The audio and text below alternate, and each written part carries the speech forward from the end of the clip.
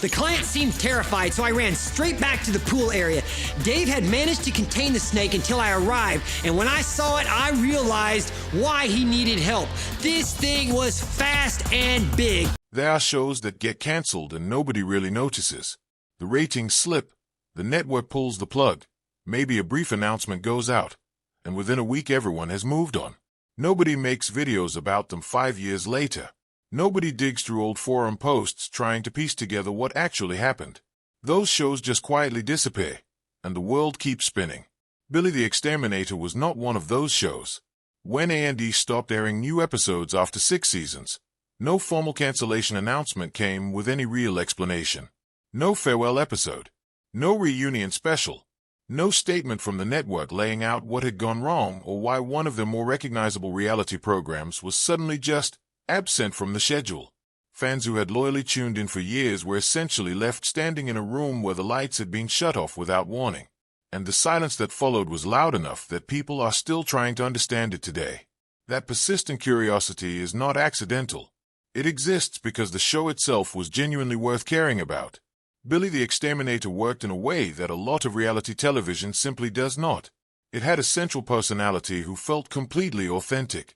It had a family dynamic that seemed warm and real rather than manufactured for dramatic effect.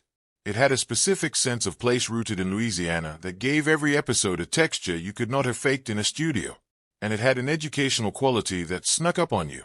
You would sit down expecting to watch a guy wrestle an alligator.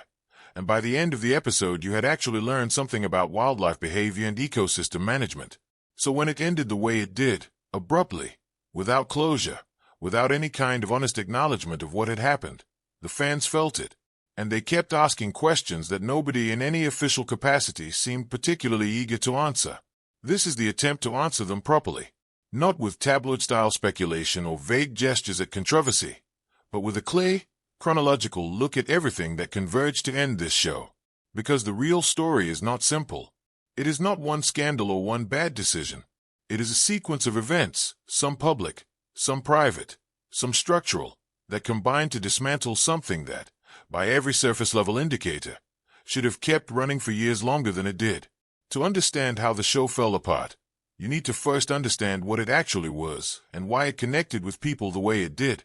Because the foundation of the whole story is this: Billy the Exterminator worked because it was genuinely authentic, and that authenticity was also the source of its vulnerability. William Bretherton grew up in Benton, Louisiana. From a young age, he did not fit any obvious mold. He was drawn to heavy metal music, to a personal aesthetic built around leather and silver and dark sunglasses that would have looked more at home at a concert than at a pest control job site. But alongside that aesthetic ran a serious, practical-minded interest in biology and the natural world, an interest that, it turned out, translated directly into professional competence. At 19, he enlisted in the United States Air Force. During his service, formal evaluations identified a particular aptitude for biology and entomology, the scientific study of insects. He was stationed at Nellis Air Force Base in Nevada and reached the rank of senior airman before completing his service.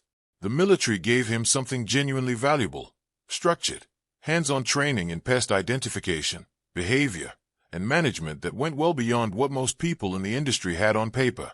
When he returned to civilian life in Louisiana, he joined the family business, Vexcon Animal and Pest Control, operated by his parents, Bill Sr. and Donnie Bretherton. His brother Ricky was also part of the operation. This was not a situation where a television network invented a character and placed him in a scripted environment.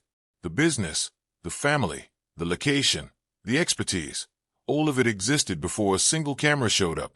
His first significant television exposure came through Discovery Channel's Daty Jobs with Mike Rowe, a program specifically designed to find extraordinary people doing unglamorous work. Billy fit that premise perfectly. His combination of real knowledge, relaxed confidence on camera, and genuinely unusual personal style made him immediately compelling. Viewers responded to him, and the people at A&E were paying attention. In 2009, A&E launched The Exterminators, built around Billy and the Vexcon operation. By the second season, the network had retitled the show Billy the Exterminator, a decision that reflected the obvious reality. The show was not really about a pest control company. It was about one specific person, and his name in the title was simply honest advertising. The format was straightforward. Each episode followed Billy and members of his team through multiple jobs, pest removal calls that ranged from routine to genuinely dangerous. Louisiana's climate and ecosystem made for an unusually rich variety of situations. Fire ant colonies, nutria rats, venomous snakes in residential areas, wasp nests built inside the walls of occupied buildings, alligators in places where alligators very much should not be. The state is, in a very real sense, an ideal setting for this kind of show because the environment itself is dramatic without requiring any artificial inflation. What separated the show from other nature-adjacent or pest control-themed programming was the philosophy Billy brought to his work. He consistently treated the animals he encountered with visible respect. His approach was almost always about humane relocation rather than extermination. He regularly explained on camera that the goal was to move a creature from a place where it had become a problem to a place where it could survive without threatening anyone. That perspective, coming from a guy who looked like he belonged in a metal band, carried a certain unexpected power. It was not preachy. It was just clearly genuine. The family element added another layer. Billy's parents were warm and real on camera. His brother Ricky was a skilled partner who brought his own personality to the wake. The business felt like a family business in the truest sense, not a corporate operation with a family-themed marketing strategy, but a genuine enterprise built by people who were actually related and had actually worked together for years. That kind of authenticity is essentially impossible to manufacture, and audiences can feel the difference. The show ran for 6 seasons and built a loyal viewership. By the standards of cable reality television, it was a genuine success, not a record-breaking phenomenon, but a reliable, well-regarded program that kept people coming back week after week. Everything about the external picture suggested it had a long future ahead of it. The first public sign that something had gone wrong came in 2012, when Billy and his wife Mary were arrested in Bossier Parish, Louisiana. The charge involved possession of synthetic marijuana, a substance that occupied a complicated legal space at the time, widely available in certain markets but increasingly being classified and prohibited as states moved to address it. Billy pleaded guilty. The legal consequences were genuinely minimal, a $500 fine and a community service requirement. In terms of the criminal justice system, it barely registered, but the impact on the show's trajectory was not measured in legal consequences. It was measured in perception. Reality television operates on a fundamentally different relationship between audience and subject than any other entertainment format. A scripted drama can absorb almost any off-screen scandal involving its cast because the characters on screen remain separate from the people playing them. The audience knows they are watching a performance, and the performance can continue regardless of what the performers do in their private lives. Reality television does not have that separation. The entire premise is that what you are watching is real people, real situations, real personalities. When something disrupts the real life of someone on a reality show, it does not stay neatly on the other side of the screen. It becomes part of the story, whether anyone chooses to address it or not. For A&E, the arrest created a specific kind of problem. They had spent years building Billy up as a particular kind of personality. Authentic, family-centered, professionally serious, a little eccentric but fundamentally trustworthy. An arrest, even on a relatively minor charge, introduces a note of doubt into that carefully constructed image. It does not destroy the image, but it complicates it. And networks in the reality television space are not generally equipped or motivated to navigate that kind of complication. They would rather find something uncomplicated. It is important to be fair here, though. A minor drug charge and a small fine, on its own, probably would not have killed the show permanently. Television has survived worse from more prominent personalities. Networks have made calculated decisions to stand behind talent through far more serious controversies when the commercial case for doing so was strong enough. The arrest was significant, but it was not automatically fatal. What made it fatal was what happened next, not in any court or police department, but within the Bretherton family itself. This is the part of the story that received the least public attention, and it is almost certainly the most important part, because the arrest was a spark. What it ignited was a fire that had been building quietly within the personal and professional relationships that the entire show depended on. Following the arrest and the media attention that came with it, serious tensions emerged within the Bretherton family. The exact nature of those tensions was never disclosed publicly. Billy has consistently kept that side of the story private, and his family members who were involved followed the same approach. The details remain genuinely unclear, and speculating about specifics without factual basis would be irresponsible. What is clear, and what matters for understanding the show's end, is the outcome. Billy parted ways with Vexcon. He and Mary relocated to Illinois, not a neighboring town, not a different part of Louisiana, but an entirely different region of the country, hundreds of miles from everything the show was built around. He left his parents' business. He left the state. He effectively walked away from every practical element that the show required to function. This is the moment the show actually ended, even though the official cancellation announcement came later. Billy the Exterminator was not a format that could be uprooted and replanted. The show's identity was inseparably tied to a specific combination of elements: Billy Bretherton, Vexcon Animal and Pest Control, Benton, Louisiana, and the Bretherton family working together. You could not take one of those elements away without the whole thing losing coherence. You could not take all of them away simultaneously and have anything left worth preserving.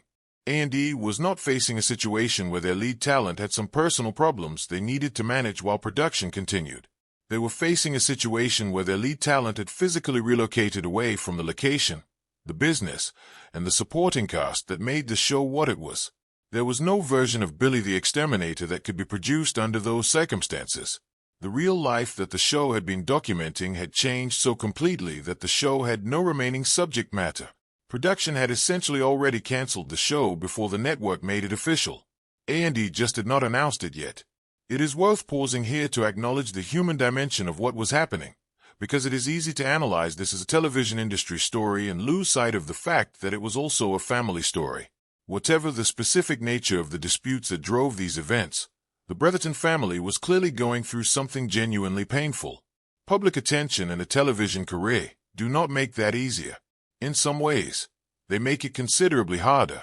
The spotlight that had made Billy a recognizable face was now shining on a period of his life that anyone would want to handle privately. The fact that he never gave a detailed public account of the family situation is, in retrospect, probably the right call, even if it left fans without the explanation they wanted. A&E's response to the collapse of the Billy the Exterminator production situation tells you something useful about how this particular network operated during this particular period, and about how the reality television industry handles messy endings more broadly. The network said essentially nothing. Season 6 aired. Then there were no new episodes, no renewal announcement, and no cancellation announcement with any substance to it. Fans eventually pieced together that the show was over, but they were never given a clear, honest explanation of why. This was not an oversight. It was a deliberate communication strategy, and the logic behind it is not difficult to reconstruct.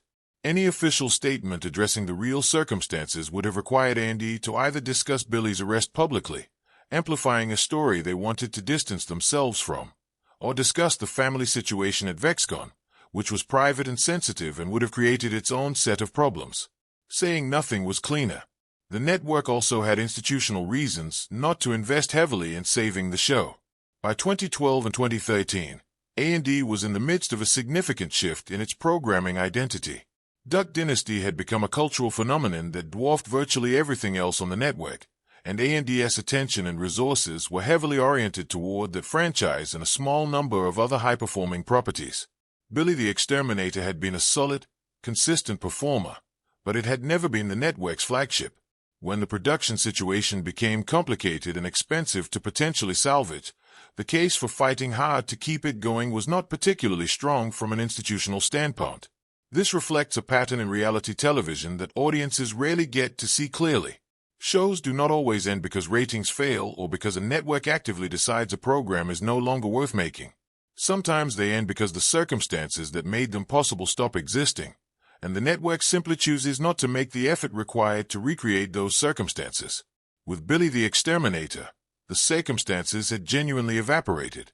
Rebuilding them would have required significant effort and investment, and A&E made the calculation that it was not worth it.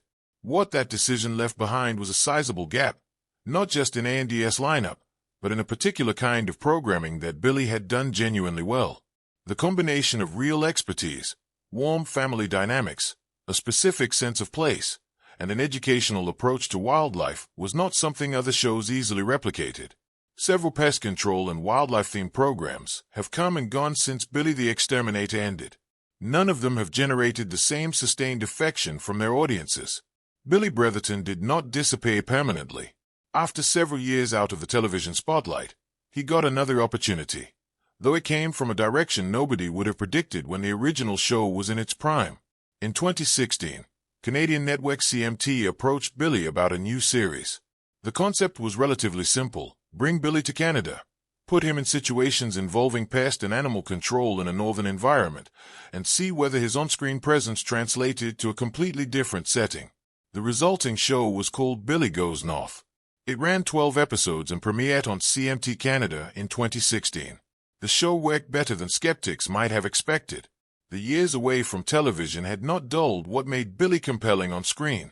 He was immediately recognizable as the same person, genuinely knowledgeable, comfortable in front of the camera, capable of making pest control feel worth watching to people who would never have thought that was possible. The Canadian environment gave the format something new to work with. Different species, different climate challenges, different regional character. It was not the same show as the original, but it was clearly made by the same person with the same instincts. A&E picked up Billy Goes North and aired it in the United States in 2017, presenting it to some viewers as the 7th and final season of Billy the Exterminator. For fans who had spent 5 years wondering what had happened, it was a welcome surprise. A chance to see Billy back doing what he was good at, even if the circumstances were different from what they had hoped for. But the revival stopped there. After Billy Goes North, there were no announcements of additional seasons, no development deals, no indication that a full return to the original format, back to Louisiana, back to a larger family dynamic, back to what had made the show work the first time, was being seriously pursued. The Canadian season turned out to be a coda rather than a restart. The reasons for that are worth examining honestly. The gap between the original series and the Canadian revival was long enough that rebuilding a mainstream American audience would have required real sustained investment from A&E, marketing, promotion, a genuine commitment to making the show a priority again rather than just a curiosity. It is not clear the network was willing to make that investment. Billy was also older, and the years between had given him reason to reassess what he wanted from the entertainment side of his life. The drive to maintain a television career, if it had ever been a primary motivator, did not appear to be the dominant force by this point. What the Canadian season proved definitively was that the ability had not gone anywhere. The talent was intact. The window had simply closed, and neither Billy nor the network seemed particularly motivated to force it back open. The story of Billy the Exterminator did not end with cancellation or with the Canadian revival. Life continued, and the people at the center of it adapted. The family rifts that had driven Billy out of Louisiana and away from Vexcon eventually healed, at least partially. In the years that followed, the Bretherton family appears to have rebuilt their relationships. Vexcon has continued operating, now based in Illinois, and Billy, his brother Ricky, and Billy's son Bryce have all been associated with the current operation. The business survived the rupture, even if it had to relocate and restructure to do so. That kind of reconciliation, after a split serious enough to dismantle a television show, is worth acknowledging. Billy's son Bryce has built his own presence on social media, particularly TikTok, working in the pest control field and occasionally featuring his father in his content. It is a fundamentally different form of visibility than a weekly cable series, but it maintains a genuine connection between Billy and the audience that grew up watching the original show.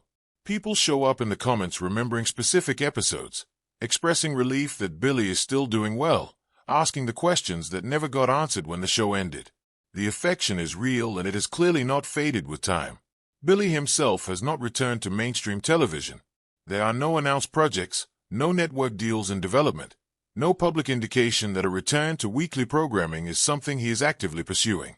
By all available evidence, he has made a genuine peace with stepping away from that part of his life and focusing on the work itself, the actual pest control business, rather than the television version of it. The story of Billy the Exterminator ultimately holds up as a clear illustration of something that gets discussed in abstract terms, but rarely with a specific, well-documented example attached to it. Reality television is only as stable as the reality it is documenting. The format presents itself as a window into authentic life, and in the best cases, and Billy the Exterminator was genuinely one of the best cases, that is actually what it is. But authentic life is messy and unpredictable in ways that fictional constructs are not.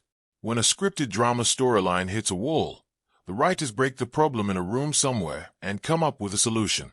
When a reality show's actual subject matter, the real family, the real business, the real location, fractures, there is no writer's room to fix it. The cameras just have to stop. 6 seasons is a real body of work. For a show built entirely around one person's genuine life and personality, sustaining that for 6 seasons without the wheels coming off is an actual achievement. The fact that the ending was abrupt and unexplained does not erase what came before it.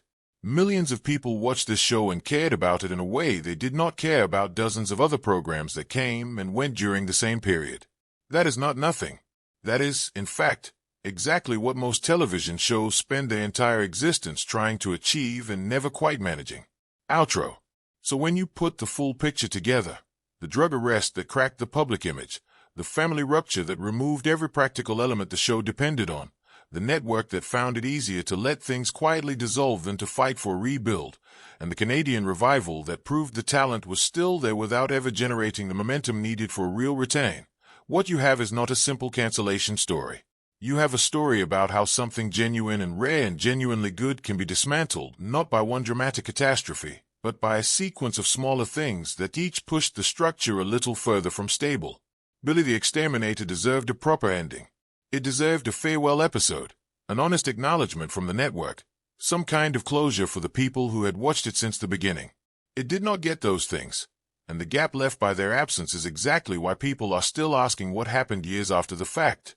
But the legacy is real, regardless of how the ending was handled. And somewhere in Illinois, Billy Bretherton is still doing the work, still the same metalhead exterminator with the leather jacket and the genuine respect for the creatures most people just want gone. The cameras may not be following him anymore. The work continues,